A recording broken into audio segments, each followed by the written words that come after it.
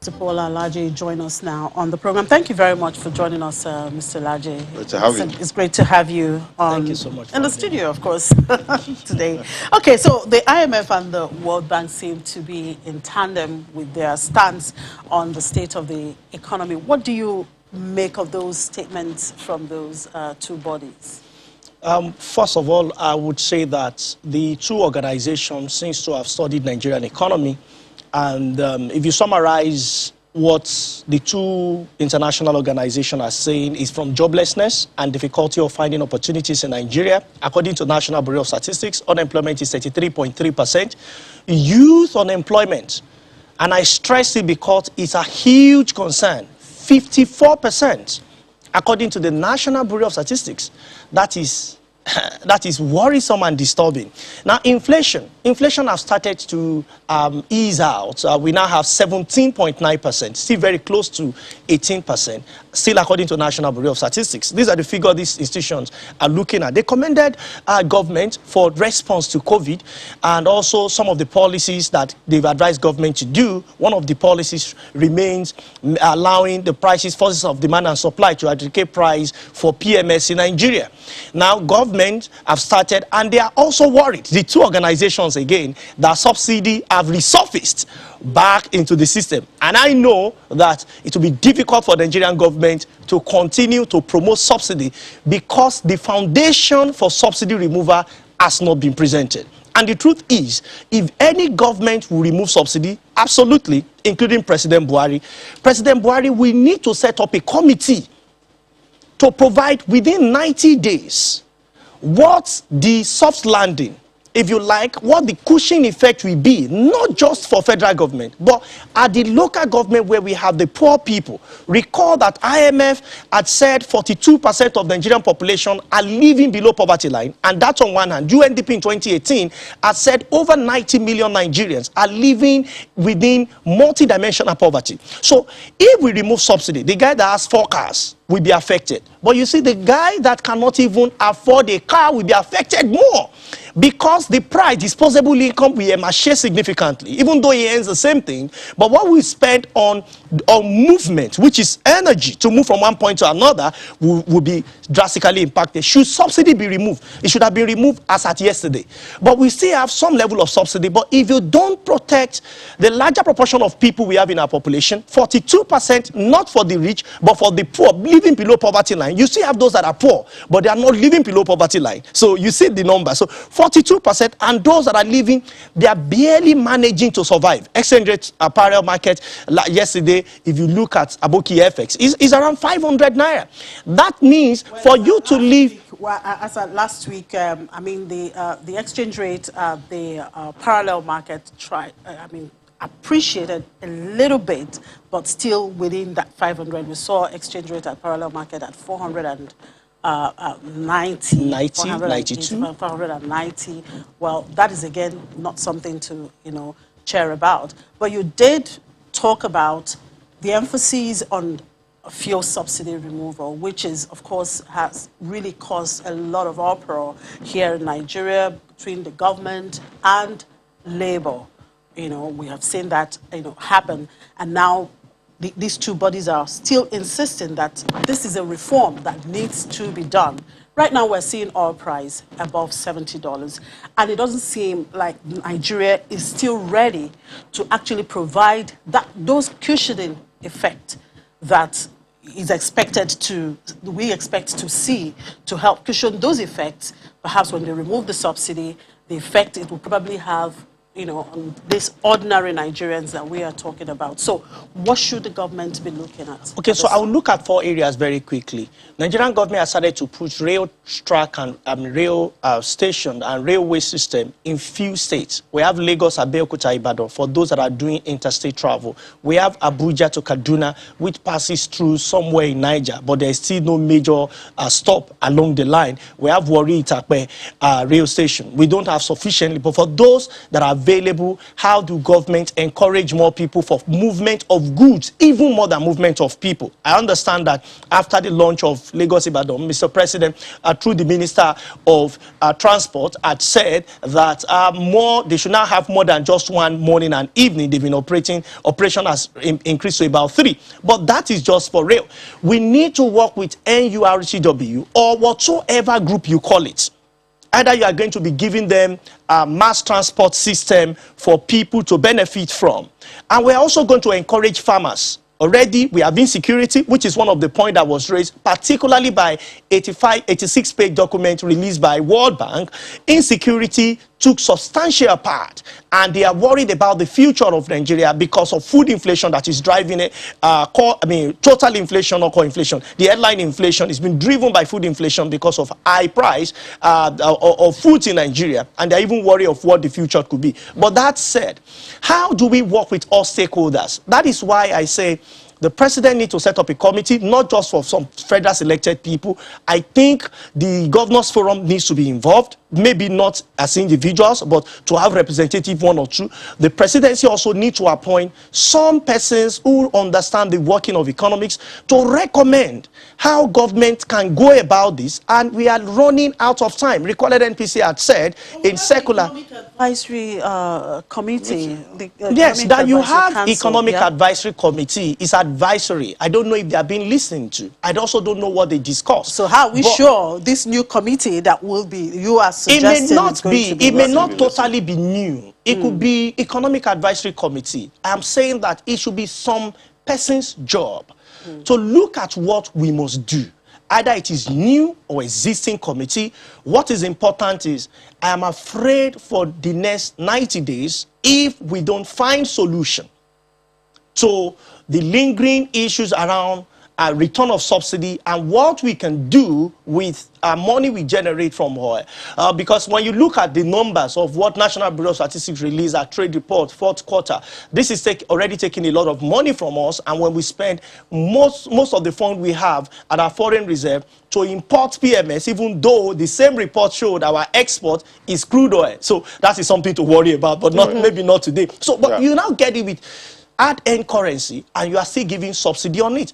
But I will not say we should remove just yesterday and make a proclamation or make sign an executive order and say you've removed it without first preparing cushion effect. What will be the soft landing for Nigeria? Those things are possible, and I hope that the president and the team will do the right thing in no time. So the bank also recommended that the government protect poor households from the impacts of inflation. What would you recommend in this regard? Okay, so one of the things I've noticed government have started doing is to do CBN policy by giving 5,000 naira is what government have been doing. That's the social investment, but beyond social investment, because social investment cannot protect trader money, cannot even protect anybody. Exactly. Because when you look at social investment of 5,000 naira, we are saying to live below poverty line using the rate that is more common, not the one central bank had put up on NAFEX. You know, it's about 500. That's about 30,000. So what proportion of 30,000 are we doing? Definitely that cannot be hit. But if you can expand what we are doing through the microfinance, the National Microfinance Bank, expand it to encourage for more SMEs to come in. You know, whether government is going to say they will do rate discrimination for these as poor household so that they can go into maybe small scale or micro scale businesses and support them to survive. Or government wants to target some settlement where we have a lot of poor people and bring government presence there in form of infrastructure, because when you construct, they would work. And people have asked me, how do we mop up a lot of unemployment? You see, if we are serious about housing and we say we want to build low-cost housing, minimum of 500,000 a year, do you know that you will employ less professors, but you employ more poor people, and they will be busy?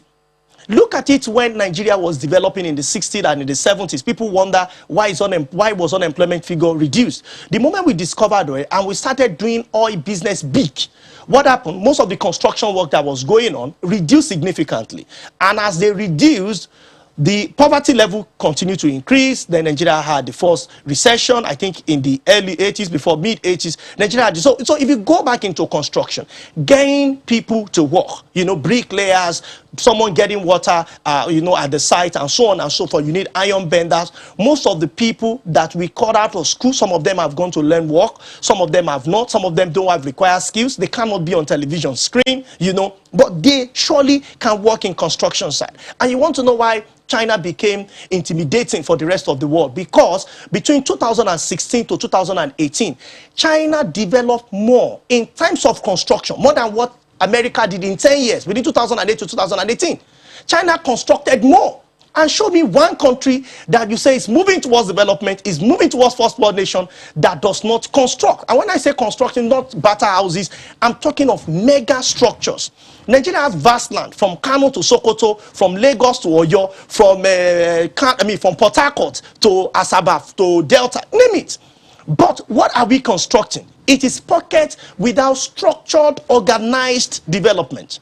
So if you want to mop people out of unemployment, we are talking of 33.3%, not of the entire population, only of labor force that is less than 90 million people. You are worried about 116 million people because National Population Commission says we are about 206 million people, which is corroborated by National Bureau of Statistics, about 206 million people. Then you have less than 90 million people as your labor force. 33.3% of them are unemployed. 22.8% of them are underemployed. So you are worried about insecurity. I'm not surprised that we have insecurity. I'm not surprised that we have poverty. I'm not surprised because, and I can tell you, Nigeria can solve our own problems. So why are we not solving it? We are not solving our own problems because we have commercialized poverty. On election days, our people become so cheap with 1,000 naira, with 3,000 naira, with 4,000 naira. They go to ballot, they do not understand that the person you are electing is the chief economist of the country. So if that guy does not understand the working of economics, we are doomed for the next 4 years. So you like keep talking about religions, keep talking about tribe, keep talking of where the person comes from. It will affect the attraction of business because of weak and bad policies. World Bank and IMF is happy that the President Buhari's team have started to embrace and now warned that you have to dip this policy. You have to stay with this policy for your development potential to come up. And I tell you, President Buhari has a lot to worry about, and I don't envy him at all. Because one of the things he needs to work about is a rate for electricity. And Nigeria will tell you they are paying for darkness. Meanwhile, for you to attract right investment, you need to deepen that and allow market forces. If market forces adjudicate price for electricity, I'm telling you, it will be getting close to what we spend on generator. It will be very worrisome, to be very disturbing. But I know that an average Nigerian would rather have electricity than keep burning fuel. Yes, but at what rate? And when you say that, you look at labor. Labor will come back with argument. And I can tell you what the arguments are. Oh, so when you paid us 30,000 naira minimum wage, which some states are trying to reverse, which some states have not even accepted. So when you pay us 30,000 naira minimum wage, what we are paying for electricity has doubled. Now you want to triple it. Price for fuel has doubled. Now you want to further increase it. From which money the same 30,000 naira minimum wage. Price of rice before this was done was approximately 18,000. Now price of rice is about 24 to 35,000, depending on brand you want to buy. Accommodation is increasing, you know, cost of transport is increasing, and name it. Inflation has even told us all of this would increase because we have sustained inflation for some time now, and right now it's 17.9%, you know, according to National Bureau of Statistics. So labor will be worried, and labor will protest, if you like. Even if they don't protest, they will go against government in making these policies. And I've asked, how do we solve labor problem? Don't solve labor problem with minimum wage. No, solve labor problem by ensuring what money you are paying to labor can buy remain consistent. What does that mean? Labor now can send their children to schools that they can receive quality education as though they're in private school, but it is government-owned, government facility without paying money. That means you have saved labor the stress of sending the children to private school. So that's correct. Then you provided mass transit that is as affordable as you can imagine for labor. So labor will not think of carrying private taxi, maybe Uber or taxi, whatever you name you call it. They will not be bothered with that because they know that the bus will come, or Labour says, I want to go via rail from island in Lagos to mainland. There's a rail system. I'm happy Lagos State government said they are putting something like that together. All of this looks so expensive, you know? No, see, quality life is expensive. But you have to spend the money. If you say it's expensive, how do you account for 32.9 trillion naira? Debt. Absolutely. How do you account for that? We're coming to that, because that is also part of what the IMF talked about, the fiscal deficit that we have when government is talking about revenue. Yes, we have seen the issue of insecurity, the issue of fuel subsidy that is also coming on board, and then, of course, acquiring vaccines, and also those are all the things that eat into government fund. Yeah. And IMF is also warning about this rising government deficit. Let's take a moment. We'll come back, and I would like to have your views on that. Welcome back. If you've just joined us, you're watching Business Morning on Channels Television, and we're looking at the state of Nigerian economy, taking it from what the IMF and the World Bank said concerning the recent developments in the economy. And we still have our guest here, Mr. Paul Alaje, who is the lead economist and partner at SPM Professionals. Thank you very much for sticking on, Mr. Alaje. Right, we're talking about the fiscal deficit. Of course, the IMF sees Nigeria's fiscal deficit remaining elevated. What, therefore, can be done to reduce Nigeria's fiscal deficit?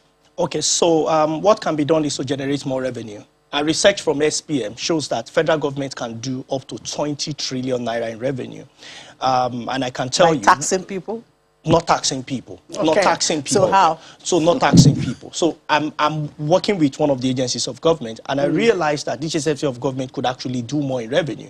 And when you look at telecom, let's pick it sector by sector, but because of time, I stay with one sector, telecom sector. National Bureau of Statistics has showed us that this sector even grew during COVID by up to 14%, and even growing above 5% when the economy is struggling to do 0.1, now 0.51%. But revenue to government, either federal or state, did not increase from this sector. So the question is, where is our money? We know where the monies are, but the will to collect the money from those that are holding them has to be stronger than the demonstration we are seeing from both federal and local government, federal and state government. Now, when we did research about what Nigerian government can generate, talking about federal government, approximately 20 to 22 trillion. And state government in IGR, and that will surprise anybody that gets this, can do up to 45 to 50 trillion naira in revenue, big number, cumulatively. However, what we are doing now as federal government, even projected revenue is about 8 trillion.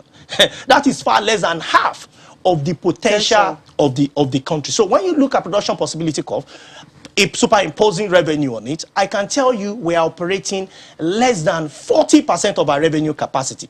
We have no business borrowing. That's the truth. We have no business borrowing. Now, in collecting revenue is not an easy task. A lot of bottlenecks, but when the chief executive, either of states, of local government, or federal government, want it done, they will surely get it done. And we're getting to that point where questions will be asked. How would you finance your big campaign expectation if you want to lead, either as governors or as president or as local government chairman, whatever you want to run for? But I can tell you, Nigeria has a lot of revenue possibilities that are not yet tapped, or in which people here and there are compromised, and not doing the right job, or which may require some level of private sector intervention for support so that we can. So that is one thing. Another one is public-private partnership. So for some of the project government would have spent money on. This is Lagos. We've seen what happened in Apapa-Oshodi Expressway.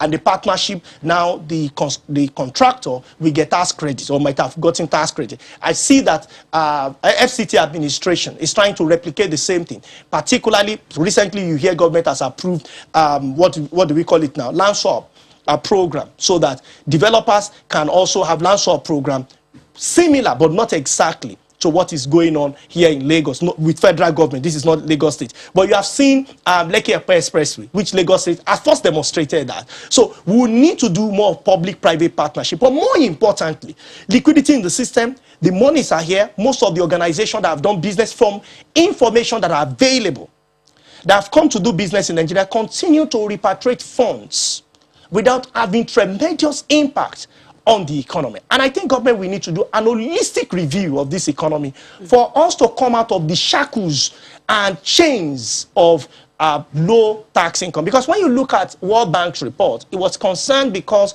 of insufficient tax revenue to GDP for the country. But it doesn't mean we should not tax Okada rider, official tax. That will not make sense. I've met some state executives. I'm talking about governors that were considering, and I said, this is not the way to go. They will stone you on the road. Your monies are with people. Some organizations don't even know from investigation, don't even know, and I'm talking of states now, particularly at Staffex IGR, revenue that belongs to them.